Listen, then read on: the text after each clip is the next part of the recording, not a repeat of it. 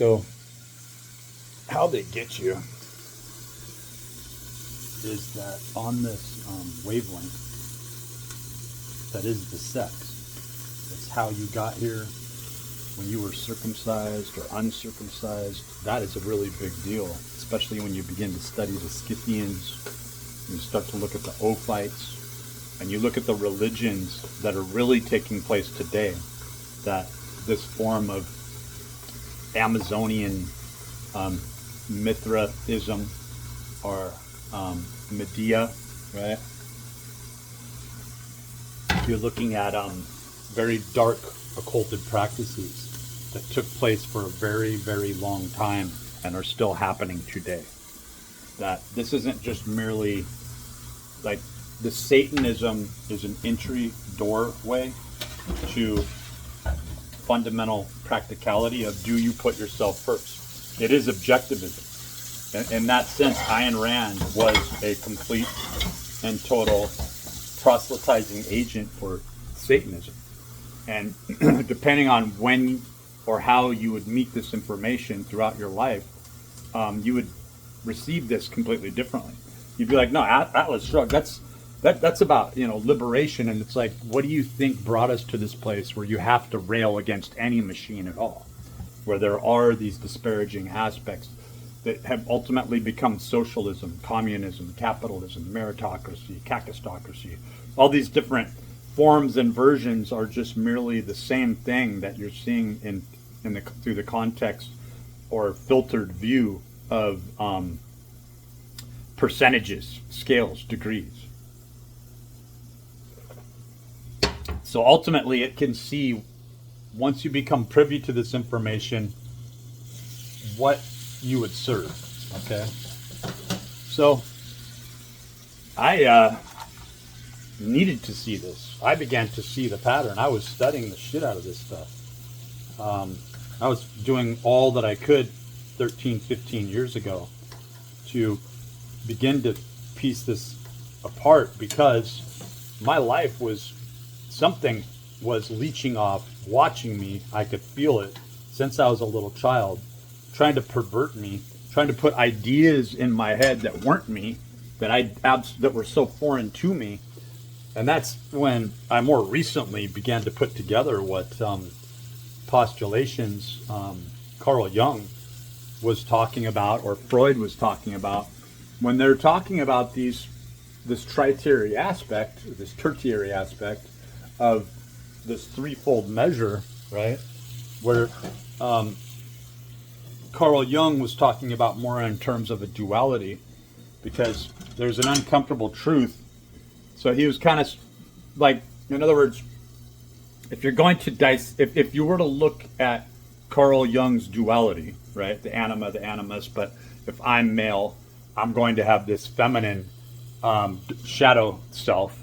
If you look at a female, she's going to have a male shadow self, right? So you see this incubus, succubus type activity where you're taking up large amounts only after a total purge, a hole, if you will. You're taking up large amounts of supercompensation or energy, right? But then you have Freud's ideation or ideology of the id, the ego, the superego, as working quite independently unto themselves, right? So this brings in a whole different aspect to this. We're just making some like dead animals, right? It's not funny, but it's ultimately what I have to do to get away from. And I've taken this to such an extreme where I walked 1,400 miles indoors. I saw what the carnivore brought me to.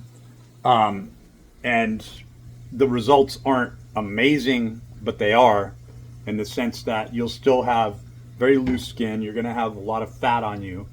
And you're going to have to work out like crazy while you're doing it. But taking in enough calories is going to be the hardest thing that you can do. So you have to begin to turn toward fats. Right? And the reason I bring this up is because you've got olive oil as a common preservative, even with alcohol and wine, where they noticed, well, if you put alcohol in there and you keep it, or if you put olive oil in this alcohol or wine and you keep the wine at a certain temperature, it's going to automatically seal off that area, right? Just like what I have going on here. Like, I've got my olive oil in the refrigerator and it's hard, right? I've got my flax oil sitting right next to it.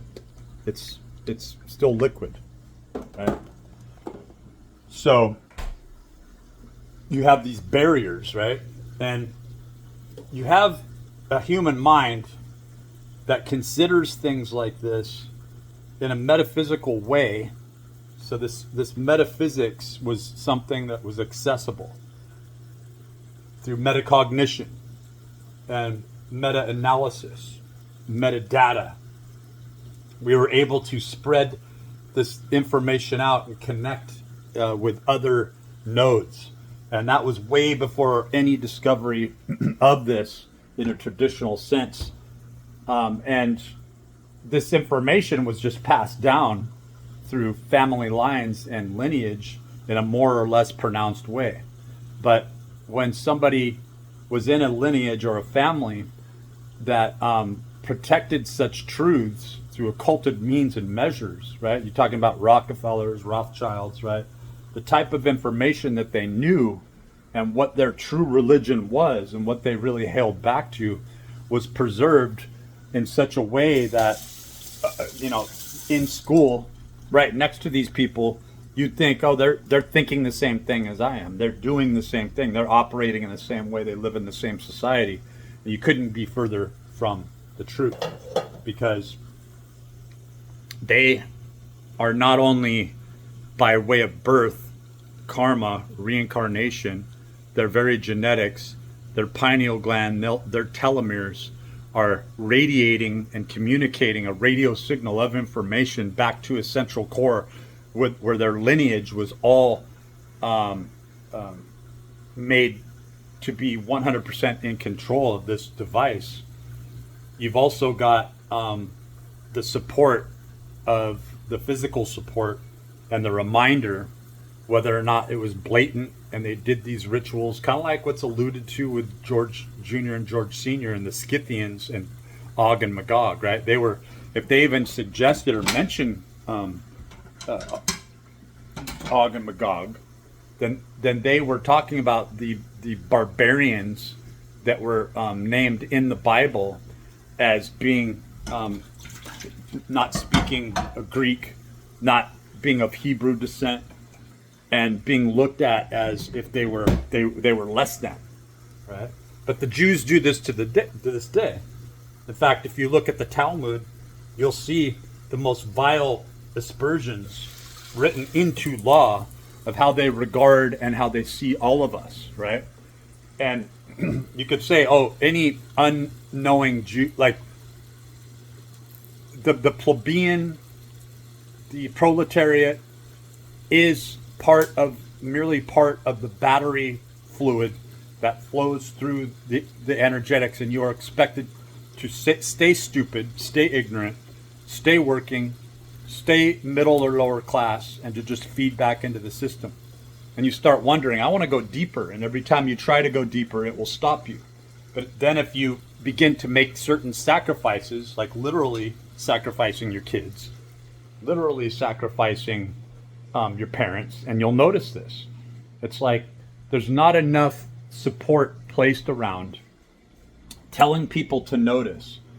Like Scientology, like John Travolta, like his status in Scientology, that he could literally kill somebody and get away with it, and it's in law, in the Scientological discourse by L. Ron Hubbard, where L. Ron Hubbard divined this information.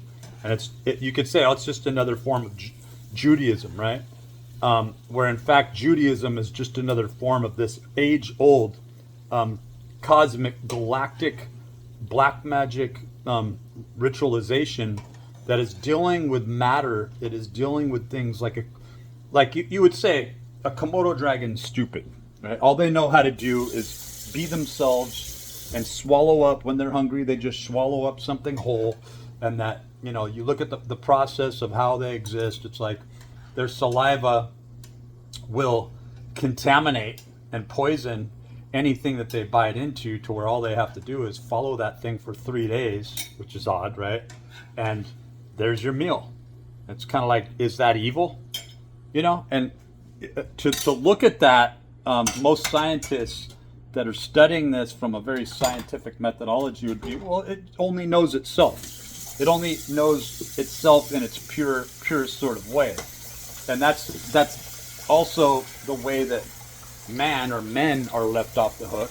It's to say, men in a carnal or corporeal sense, to be a pure man, if you're not really meaning anything malicious, then it's not evil. But what you look at is the evil actually does exist in us. And so for you to remove that evil from any animal and say that animal doesn't know what it's doing, it's like it knew what it was doing for thousands upon thousands of years. It knows what it's like to exchange emotionality with other beings, and it knows the fear and the trepidation that other animal is existing within, and it enjoys it. So how would you place this into a religion?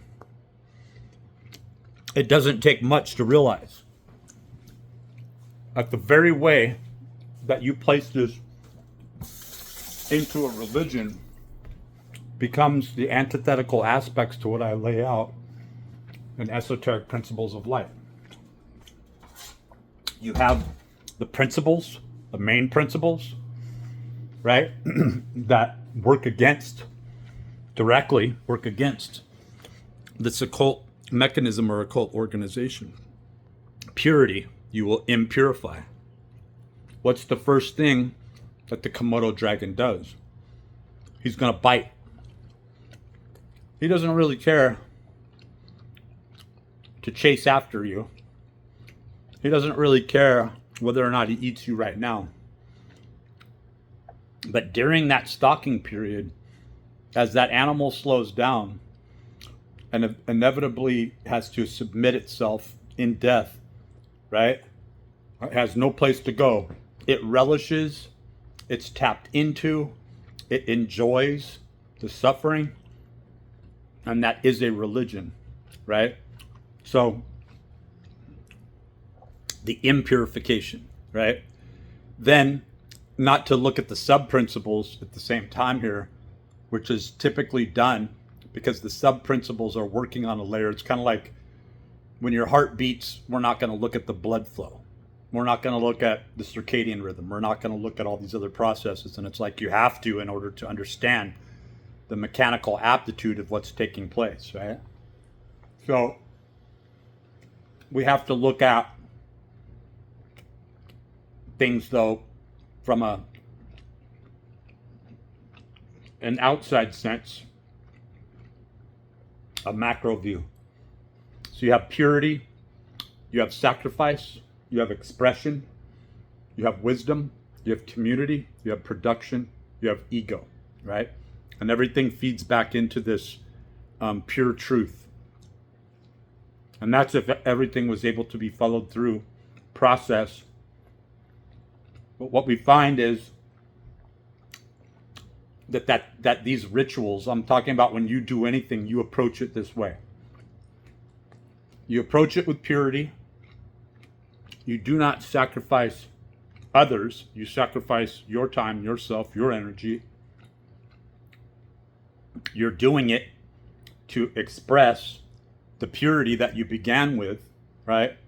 So you'll begin to express this process, right? And thereby that energy, not in the form of entropy, but in the form of a different type of energy, reaches other people, right? And this creates wisdom, not physical wisdom, right? And most people can't even think this way because all we're ever exposed to is the physical aspects. So there's an antithetical backside to how these principles operate, how they work.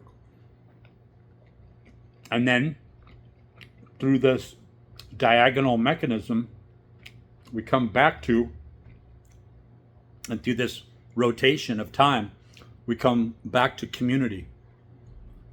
And we see manifest before us, when you talk about the Ophites, when you talk about this dark, malevolent, occult organization that goes on today, they're working antithetical to this, and they're sacrificing people, and you see what's manifest is this breakdown in community, right? You don't see a pure community. You see that in order to have a store, in order to have a shop, in order to get before a city council, in order to really be heard, you have to look like you have title and status, and the only way for you to have that title and status is to sell out. And if you go the other way and you're speaking the pure truth, the gavel's going to come down, and you're going to be thrown in jail, and you won't even know why, and nobody's going to be there to drag you back out. Because these active principles aren't happening. And then we come down to production. Out of all those, let's say first 5, right? But you never really count the center. Everything comes from purity, including the dark side, the pentagram, even though their first step is impurity. What energy of the pure source are they taking from? Exactly. So you come down to production and what you will ultimately produce from this. And so when you look at the Ark of the Covenant, probably when you even look at Noah's Ark, quite possibly built into this through Fear 5 mathematics is found in the Great Pyramid or the Pyramid of Giza. That you have this same type of thing happening. Now what they were doing is they were relenting. They were taking pi, which in my esteem, that 3.14 da da da da is the measurement of the world, carnal, evil. That can only be, you can only manifest this looping samsara, snake eating its tail type energy in mathematics in a particular way. That pi makes itself evident because it's a pi, right? And even more so, really you're only, the circuitous aspect, the circumference of it is you're really only able to establish the first half of pi, where you're going to need something else to complete the other half. So you are doing a ritual. You are in line with something that is now cybernetically connected to you and creates a psionic reverberation. So you're to produce something from its and through its pure state into a pure sort of sepulcher or a crucible, right? Where anything that's placed in that will take on the same form, right? And you come into the ego, that from this pure state of being, through these principal expressions, the ego is now something that's sufficient and balanced unto itself and doesn't need to be removed. But when you get into the ways of black magic, your ego goes right to your head. You can't have an ego. And so you watch top practitioners, right, in various organizations get torn apart. It's imperative that they finally see what it is they're doing, why they're doing it, why they're putting it out there. Right? Even now, I speak the truth, but in an antithetical way. This cow suffered greatly and was destined for murder and sacrifice. I'm eating the pi solution as I'm talking about the phi or phi measure of perfection. Okay? Because in phi and phi, you have movement implied. You have the swirl. Right? So in other words, you can turn this into utility. You can point that swirl in a direction. You can go within, you can go without. You can point right, you can point left, you can point up, you can point down, you can point diagonally, right? And so by locking in this pi formulation, you're bound through your expression not to free other people And so the recruitment process yields a certain number of people. We'd like to think that we aren't that gullible, but we are. Okay, so then you get into the pure truth from that pure ego, that state of ego, and it's a perpetual energy machine. To break down the sub-principles that have to take place is that you begin with faith, right? From that pure state, the first step is that you have to have faith. Now, most people put faith down. You'll see this throughout antiquity. I don't have faith. That's ridiculous. Why would I have faith in anything? And it's like, that's as dumb as saying that because ether exists and you can't interact with it, right? Therefore, you don't need to look at it. And it's like, what if 99.999% of everything was ether, and what you see as the material world was the tip of the iceberg, right? They would say, oh, that's still faith, and that's postulation, right? And of course, you're locking yourself into not having dialogue or coming out, extracting understanding or information that there is another side, that this other side is communicating with you, right?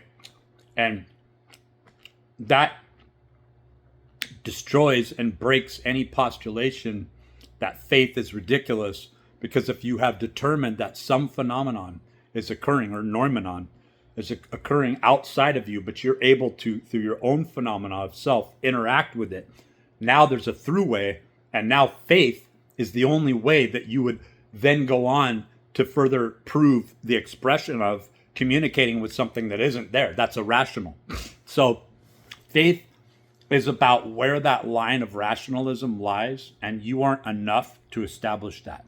And that's what brings you to the ultimate place where faith stays hung. It is plasma. It is hung there waiting for those who go beyond, who realize that in their echo chamber, the world doesn't begin and end with them, right? That the syntax of communication is entirely necessary. So then you get into hope. Hope is what makes it go on. That's the other thing that these rationalists put down, is that I'm going to be a nihilist. In fact, I'll go beyond agnostic. I'll be one of the four horsemen, and I'll become an atheist. And it's like one phenomenon, and more so the reflection of that phenomenon that goes beyond the faith, beyond the hope, will bring you to the place where you're instantly realize there's another self within me that is generated from the, not the belief, but the faith and the hope that brings me to love. And so if somebody can love, right, if they truly don't believe that there's any hope or there's any faith or hope, then they don't really love their children. They don't really love themselves. They don't really love their friends. They don't really love anything. And when you have this innate ability, it will attack you more and try to destroy you. It'll come after you and do the most perverted and vile things. And then you'll think it's trying to corrupt you, and it wants you to think that you did all these things, when you have the id, the ego, the superego, the anima or the animus, or the purging and the supercompensation aspects of the self that exist in all of us. And that this is merely, Carl Jung and Freud's controlled aspect at reaching a certain conclusion, but they're also being used, right? So faith, love, hope. I could say faith and love also have an intimate connection, and that these work more as satellites, like all the sub-principles work as satellites. But I think it's important to lament and conjecture upon these principal proofs, right? that these don't exist in any rationalistic scope where you're just looking at material manifestations, right? So let's say faith, love, hope, mercy, compassion, passion, trust, duty, and honor are something that can transpose between these two states. In other words, they can work on the dark side as much as they work on the front side. And so duty and honor work in such a way that lead us into temperance and care. Because duty, honor, temperance, and care are four main principles as sub-principles that can exist on the dark side or the five-pointed pentagram, to where you have this order, you have this titleship, you have this entitlement that exists, right? So these are what really establish two factions, opposing factions of completely different armies, right? And it leads into this holy war that exists within you and it exists outside of you. Because these are constants. These are truths, undeniable truths. So you have faith, love, hope, mercy, compassion, passion, trust, duty, honor, right? And then you have union and grace. So unity and then grace comes from this outward manifestation of all these principles that culminate into a unit of energy that cannot be stopped, and it just keeps perpetuating. So you see why it is of the utmost importance to work full time for the dark side of the pentagram, for the dark side of the symbol of life, right? The five-pointed pentagram, to say that this is going to become a full-time job, to not allow this to occur with anyone ever, anytime, right? That they are not to be allowed to create momentum with this, that it will become the very stigmata, the thing, right?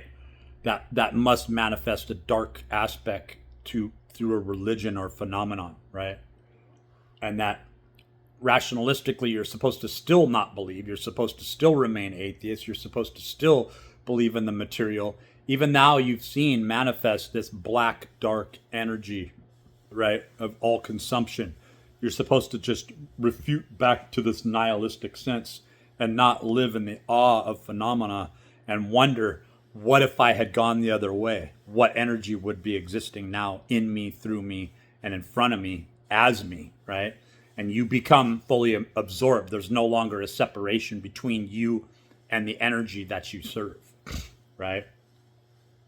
So you have this union, grace, and then ultimately salvation, right?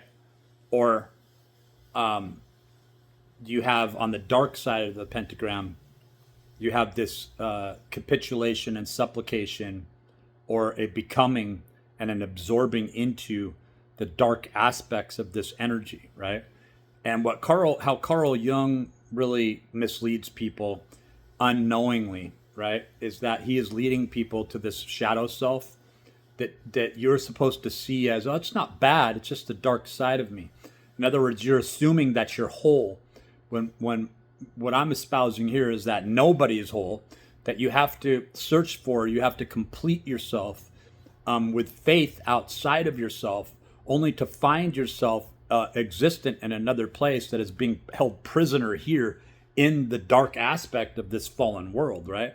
So, in essence, Carl Jung is really casting judgment on the entire universe, on the world, and placing himself above everything that is divine, that is truly sacred, that is of the purity, right? Where he's saying, no, I am whole.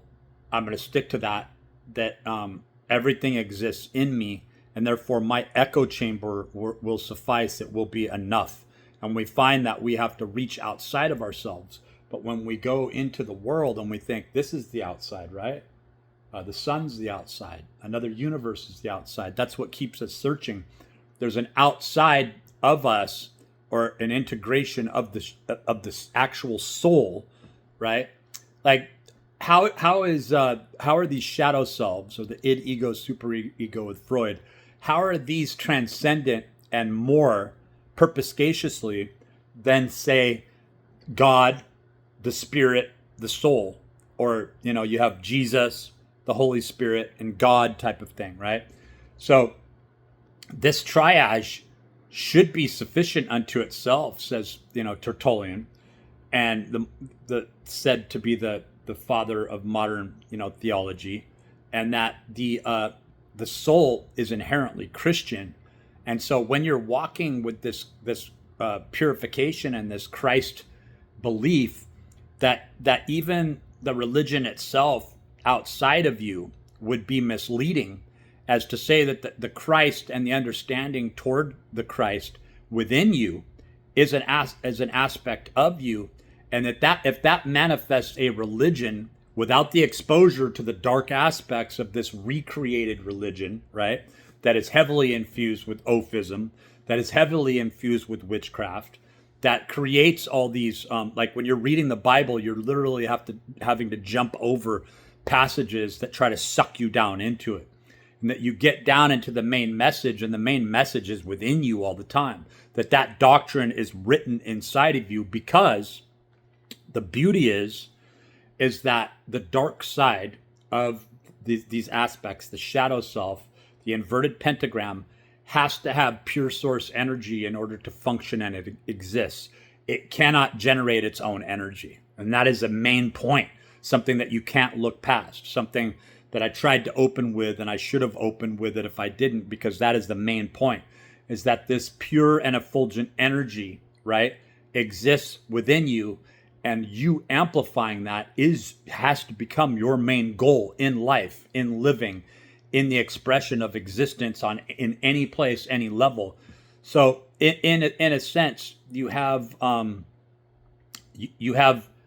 a definite way out, an instant way out, that if you start this right now and you start through this process to identify these within yourself, that you creating your own religion just means that you're going through the application of the process of recognizing pure principles, or the principle of purity, right, from yourself, through yourself, and of yourself. The religion is just where you commonly exist within. If you're on Mars, you doing something religiously is not going to make sense to anybody on Earth, because you might have to put getting oxygen or generating oxygen as your number one focus, rather than foraging for food, right? So when you write these doctrines in, they're not going to make sense to peoples on another planet or in another place, right? So religion itself is a misnomer. It's a misleading quantitization of ritual, right? Where you're not supposed to do rituals that people used 3, 4, 5, 6,000 years ago. You're supposed to practically think about how you're going to practice these pure principles now, in the observance of what you're having to deal with in this shit show now.